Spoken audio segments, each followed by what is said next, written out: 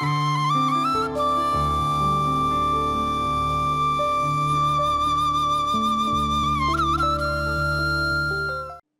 தொலைக்காட்சி பார்வையாளர்கள் எல்லோருக்கும் இனிய காலை வணக்கம். ஆகவே எங்களோட கையில் இருக்கிற வளங்களை பயன்படுத்தி நாங்கள் ஏதாவது எங்களோட வாழ்வியல் முயற்சியில் இறங்குகிறோம். இன்றைய காலையில் அன்று என்னவாக இருக்க வேண்டும் என்று நினைத்தோமோ இன்று என்னவாக அமைய வேண்டும் என்று நாங்கள் சிந்தித்து இன்றைய சிந்தனையாக அழுகின்றவர்கள் அழுது முடிக்கும் முன் ஆறுதல் சொல்வது பயனற்றது. இது கவிஞர் கண்ணதாசன் சொன்னவர். அவர் உளவியல் மையில் அறிஞ்சவர். அவர் இந்த நோக்கிலே சொல்லுகிறார், அழுகின்றவர்கள் அழுது முடிக்கும் முன் ஆறுதல் சொல்வது பயனற்றது என்ற சிறப்பில் மேட்டர் எமது பேச்சை கேட்பதற்கு தயார் இல்லாத போது நாம் எதை சொன்னாலும் காதில் விழுத்த மாட்டார்கள் என்பதை விளக்க விரும்புகிறேன். ஏனென்றால் இப்போ நீங்கள் ஒரு நல்ல மனிதர் அல்லது நீங்கள் ஒரு படித்த மனிதர் அல்ல நீங்கள் ஒரு ஊர் போட்ட 4 பேர் கேட்கக்கூடிய ஒழுக்கமுள்ள மனிதர் என்று சிலர் உங்களிடம் ஆலோசனை கேட்க வரலாம். அல்லது நீங்கள் தெரிஞ்ச நம்பிக்கையான உறவுக்காரர் என்று சொல்லி தங்கட குட்டுமுட்டுகளை கொட்டி தீர்க்க வரலாம். அல்லது உங்களோட கலந்து ஆலோசிக்க வரலாம். அப்படி வரும்போது அவர்கள் சில கதைகளை சொல்லும்போது அழுக வரும், சில பேருக்கு கோபம் வரும், சில பேருக்கு அவருக்கு அடிச்சிருக்கோன்னு நான் கையை விட்டுட்டு ஆத்திரம் பொங்குற மாதிரி காட்டுவார்கள். இப்போ நாங்கள் நேராக ரீட் பண்ணினபடியே எனக்கு தெரியும். சிலர் துள்ளி தொங்கி பாய்வார்கள். அவர்கள் தங்களோட கதைகள் தங்கள் பாதிப்புகளை சொல்லியிருக்கேன்.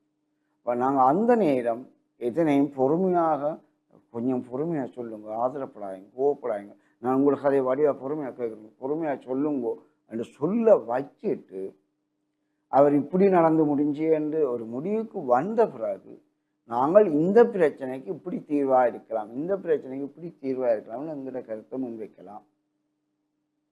அப்படி முன்வைக்கும் போதுதான் ஒரு ஆலோசனை பெற வருபவர் ஆலோசனை கேட்கக்கூடிய நிலையில இருக்கிற உறுதிப்படுத்தின பிறகுதான் நாங்கள் ஆலோசனை சொல்ல வேண்டும். இல்லை என்றால் நாங்கள் எதை சொல்லிக் கொண்டிருந்தாலும் அவர் தண்ட கதையை சொல்லிக்கொண்டே இருப்பார். ஒரு பிரயோசனம் அற்றதாகவும் உரையாடல் இருக்கும்.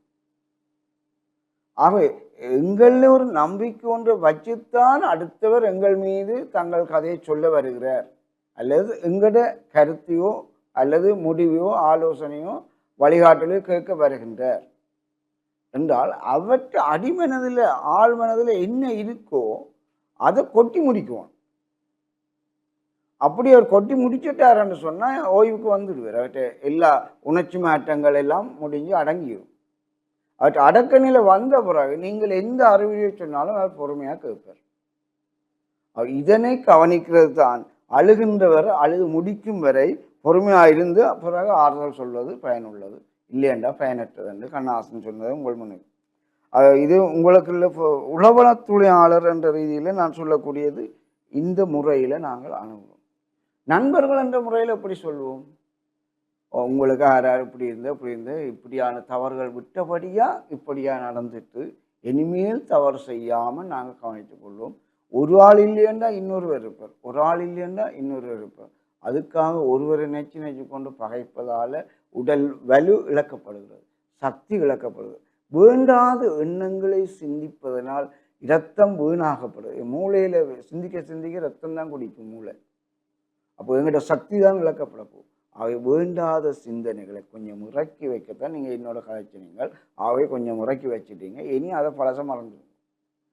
அப்போ நாங்கள் இனி புதுசாக ஒரு நல்ல வழியில் போவோம், நல்ல நட்பை தேடுவோம், நல்ல உறவை தேடுவோம், நல்லொரு சிந்தனையை வளர்ப்போம், நல்லொரு நம்பிக்கையான இடத்துல தொழிலை செய்வோம், நல்லொரு நம்பிக்கையான சூழ வாழ பழகுவோம். ஆகவே பழசை நினைவூட்டாத வகையில் புதிய வழியை காட்டுவதுதான் நல்ல ஆலோசனை. ஆலோசனை என்பது நாங்கள் முடிவை சொல்வதாகவும் இருக்கக்கூடாது. அவர் எங்களுடைய கருத்துல கேட்க வேண்டியவர் தானாக சிந்தித்து முடிவெடுக்கக்கூடியதாக உங்கள் வழிகாட்டல் அமைய வேண்டும். அப்போதுதான் பயனாளர் பயன்பெறுவர் என்று கூறி விடைபெறுகின்றேன். நன்றி.